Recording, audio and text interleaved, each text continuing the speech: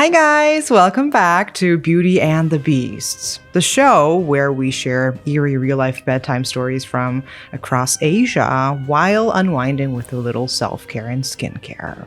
Join me because sometimes the best way to end your day is with a clean face and a chilling story that stays with you long after the toner sets in. Okay, tonight's story isn't your typical ghost story. It's about two women whose bodies began doing unexplainable, unthinkable things like growing metal wires and nails from under their skin. To this day, no one, not doctors, not spiritualists, not even skeptics, could fully explain it. We don't know. Was it a rare medical condition, a cry for help, or something much darker, rooted in black magic? So settle in and let's get into tonight's story.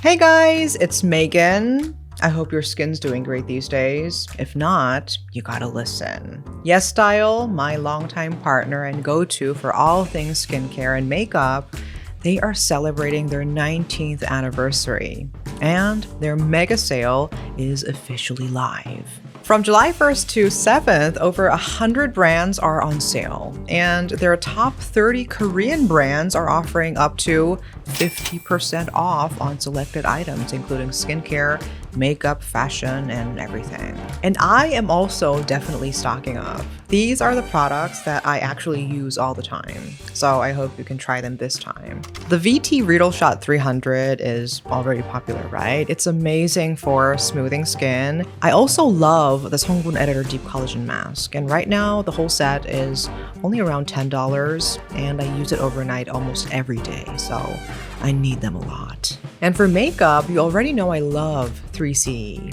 I use their multi-eye color palette and velvet lip tints for my daily look. And if you've got sensitive skin, the on-ingredient skin barrier calming lotion is super gentle and hydrating. Okay, now use my code YS19Megan to get an extra 15% off. No minimum spend, but it's only valid for 72 hours from when this video goes up, so don't wait. Everything's linked in my description, and if you've ever been curious about Korean skincare, this is the best time to try it out. Happy shopping!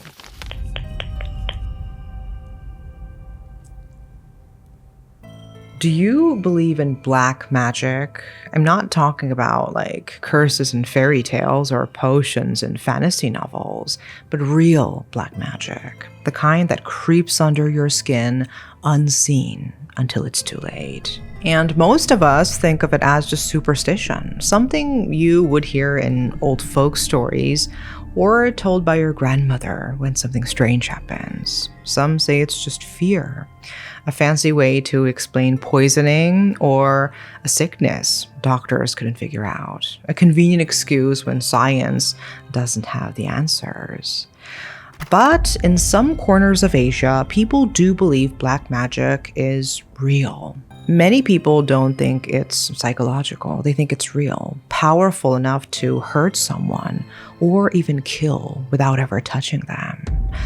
They believe it can make things appear inside your body as well. Metal, nails, glass, hair, without a single incision. Which sounds like a horror movie, right?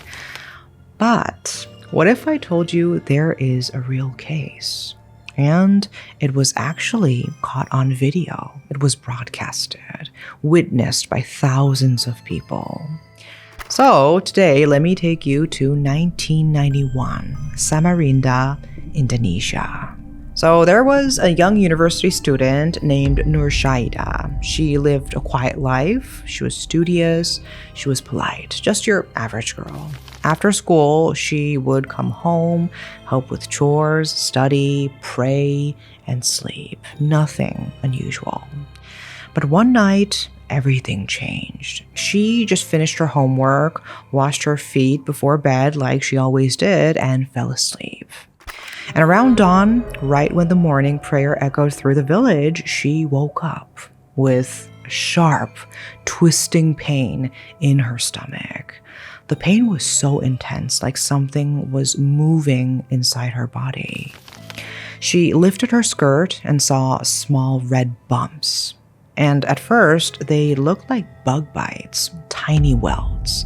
So she just didn't think much of it. Villages have bugs, it happened all the time. But the pain didn't go away. In fact, it got worse. By the end of the day, the pain had spread across her stomach and then her chest. It felt like something was crawling under her skin, pushing and twisting inside her body. And the next morning, the pain was unbearable. Noor couldn't take it anymore. She thought it might be just a rash, something simple, so she grabbed some ointment and went to apply it on the spot that hurt the most. But the moment she lifted her shirt, she froze. What she saw wasn't just a rash.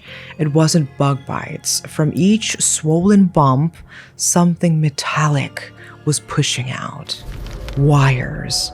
Thin, black iron wires sprouting straight from her stomach. Dozens of them. She was terrified. She let out a scream so loud, her whole family came running. And when they saw her like that, they just stopped in their tracks. No one moved. No one could even speak because what were they supposed to say? Their daughter was lying there crying with iron wires coming out of her skin. Noor was in so much pain. She sobbed and begged them to help.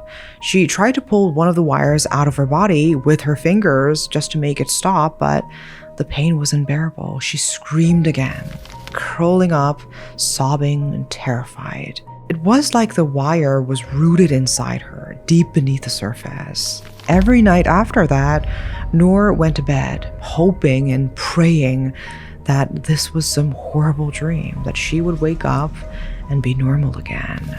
But the wires didn't stop. They grew longer. Every day they would grow, centimeter by centimeter, twisting out of her stomach like something alive. Over time, a pattern emerged. The wires would eventually fall off after about a week. But then, after a month later, they would come back. And every time they returned, they stayed a little longer than before. Her family was desperate. They took her everywhere, from small village clinics to major hospitals, but no doctor could give them an answer. Scans showed nothing. Blood tests were normal. It was like the wires weren't supposed to be there, but somehow they were.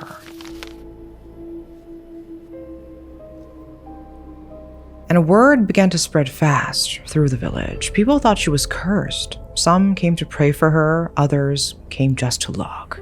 The family tried to keep it quiet, but you can't keep something like this a secret forever. She couldn't stand up straight like the rest of us. She had to walk with her back bent, curved forward, so that the wires growing out of her stomach couldn't brush against her clothes. Because even the slightest movement, just a bit of friction, would send a wave of pain shooting through her body, like barbed wire twisting beneath her skin. Dozens of doctors examined her. They poked, they scanned, they operated, and they theorized, but none of them could explain how or why metal wires kept growing inside her. But despite everything, Noor kept going. She graduated. She became a kindergarten teacher. Every day, she would stand in front of a classroom full of tiny children, teaching them how to read and write while hiding the nightmare growing just beneath her skin. She always wore baggy clothes, layers, folds, anything to avoid the cloth touching the metal. Because one wrong move and she would be gasping through tears behind the classroom door. And then came 2008, the year her story went viral across Indonesia. News reports, online articles, TV crews, everyone wanted to see the woman with wires in her body. And when the reporters visited her home in Samarinda, they saw it for themselves. She never stood up straight. She always walked slowly, carefully pulling her clothes away from her stomach. And she even told the reporters that when she was home alone, she preferred not to wear any clothes at all. It was the only time she could breathe without worrying about the stabbing, burning pain. And when they asked this poor woman how she felt about the last 20 years of her life, she paused. People had called her cursed. People called her witch. They talked behind her back, stared when she walked by. Some even avoided her completely. But she tried everything, spent all her savings on surgeries, painful, invasive operations just to remove the wires. But no matter what she did, they always came back. Longer, sharper, more painful than before. Some people even told her to apologize. Maybe you upset someone, they said. Maybe someone cursed you because of something you did. But Noor, she couldn't think of anyone. She hadn't hurt anyone. She always lived a quiet life. She never picked fights, never cursed anyone. She didn't even swear. She even tried visiting several shamans, desperate for answers, and every time they told her the same thing. Maybe it's a curse, maybe it's not. We don't know what it is. And after all those years of seeing doctors and shamans and everything, Noor was out of money. No more savings, no more doctors, and the wires, they were still growing. So one night, desperate and exhausted, she and her sister, Robia, decided to try something they were too scared to do. They were going to remove the wires themselves. No equipment, just hands in a quiet room and hope.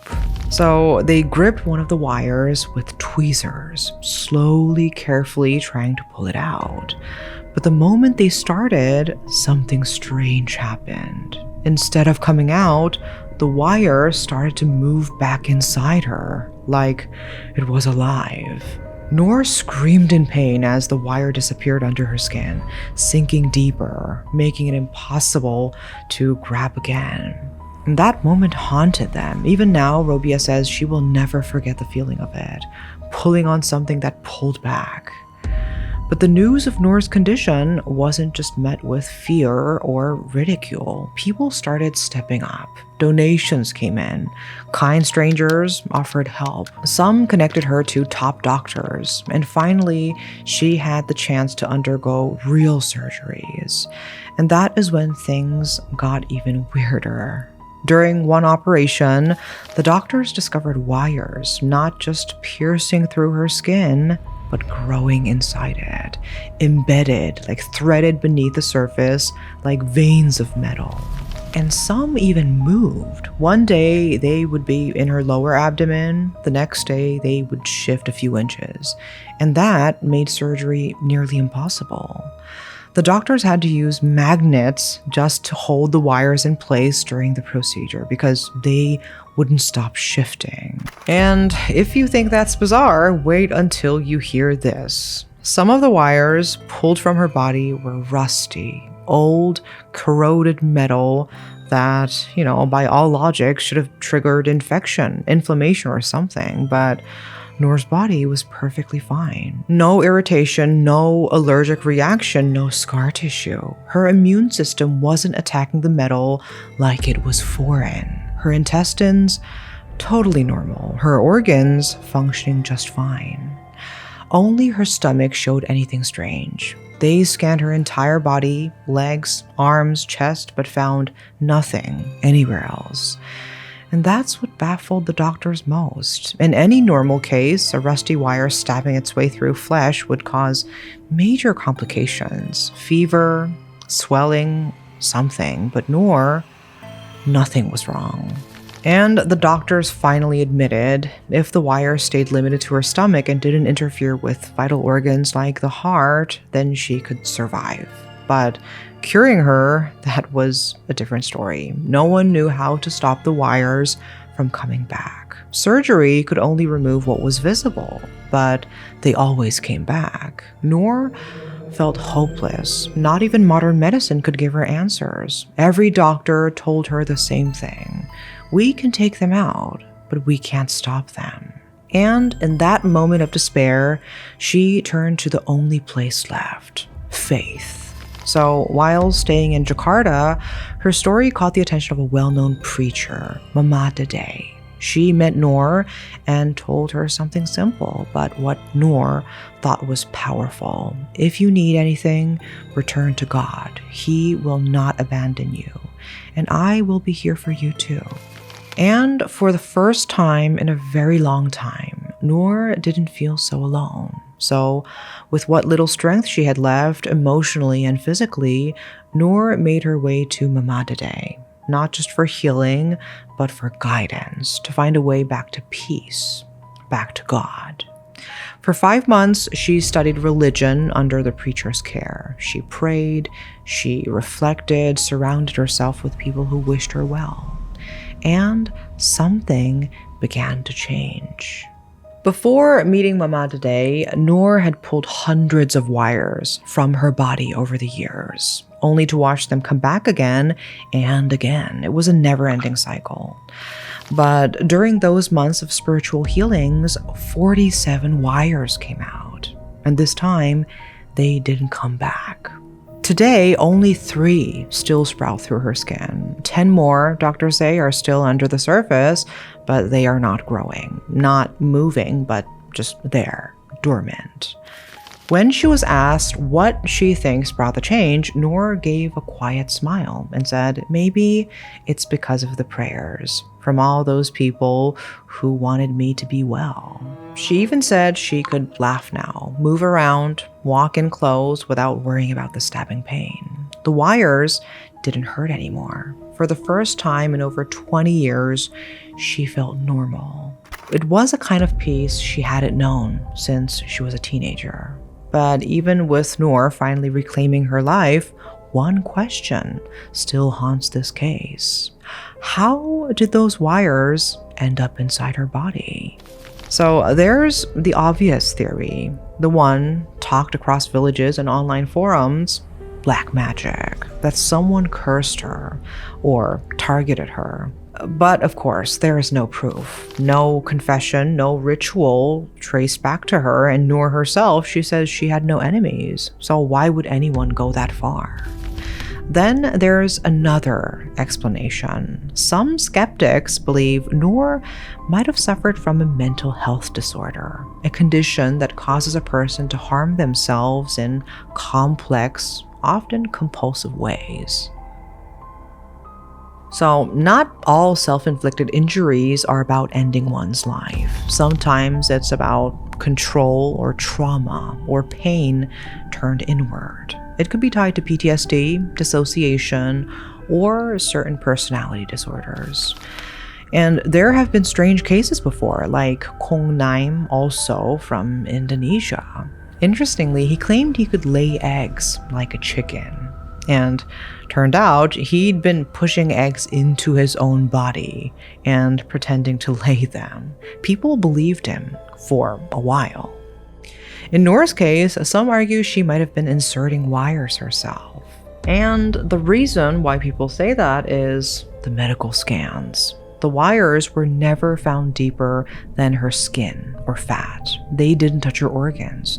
They didn't pierce into her muscle, always just right beneath the surface. Now, years after Noor's story made national headlines, another voice entered the conversation. A popular YouTuber named Marcel Redhival, better known as Pesulap Merah, stepped in. He's famous in Indonesia for debunking supposed cases of black magic using logic and science. And when it came to Noor's case, he had doubts. Pesulap Merah pointed out something strange. The wires that came out of Noor's body were always the same size, same length, same thickness.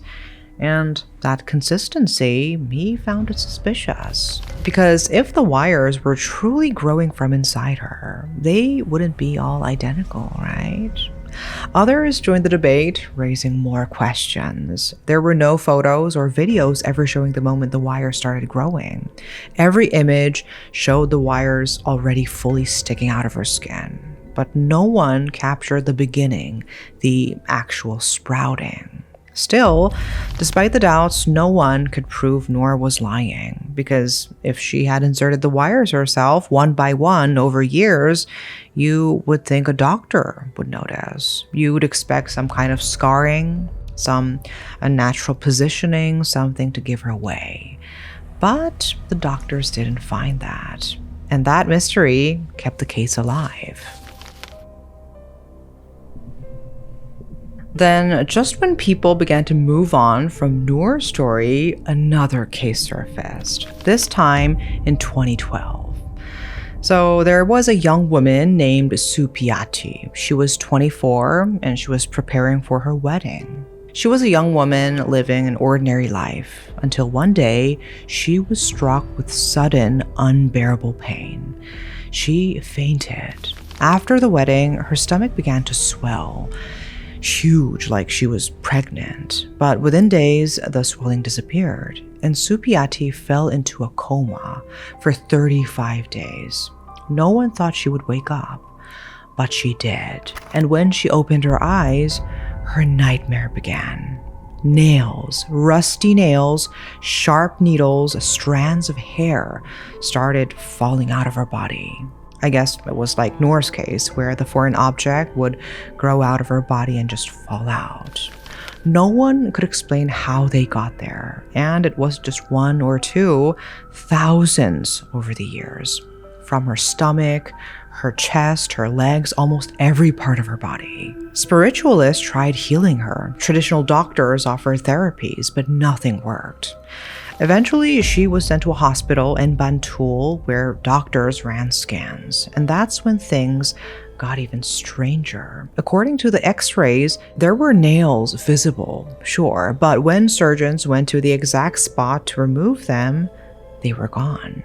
They moved. Just like in Noor's case, the objects inside Supiyati seemed to shift locations, hide, and reappear in new places. And even when doctors successfully removed some of them, more would grow back. No pattern and no explanation. Unlike Noor, though, Supiyati's condition didn't stay in one place. The foreign objects, nails, needles, hair, they were found all over her body. And in one of Supiyati's surgeries, the doctors pulled out something that shook even the most skeptical of them. It wasn't just a nail. It wasn't just a bundle of hair. Yes, it was actually a bundle of hair, but it was wrapped tightly around a folded piece of paper. And when the doctor carefully opened it, it was a photograph, her husband's wedding picture. That discovery changed everything. People began to talk about this. Maybe this wasn't just some random curse. Maybe someone had deliberately targeted Supiyati. Someone who envied her marriage. Someone who wanted to break it before it even began. The mystery objects inside her body, the strange timing, the hidden photo, it was all too personal and too intentional. Doctors were stunned, especially the surgeon who worked with her closely, Dr. Sagiran. He wasn't just a man of medicine. He began exploring Ruqya, the Islamic spiritual healing using verses from the Quran. He treated Supiyati with both modern medicine and religious beliefs. And in 2017, 6 years after the nightmare began, Supiyati was declared free from it all. No more nails, no more hair, no more needles. And the curse, or whatever it was, had finally ended. But still, no one could explain how it started. Dr. Sagiran, shaken by everything he witnessed, wrote a book about the experience. He even appeared on podcasts, telling the world the story of the girl whose body defied science, and the doctor who, through her, came to believe that black magic might actually be real. So now, I will leave the question to you. What do you think really happened to Noor and Supiyati? Do you believe Noor inserted the wires herself, some kind of psychological or emotional trauma hidden beneath the surface? Or do you think that both Noor and Supiyati were living proof that black magic, or something we can't explain through science, exists. Do you know of anyone in your country who's experienced something like this? If you do, share your stories in the comments. Okay, that is a wrap for today, and I hope you guys get a good night's sleep without feeling anything sharp poking out of your stomach. Bye-bye, guys.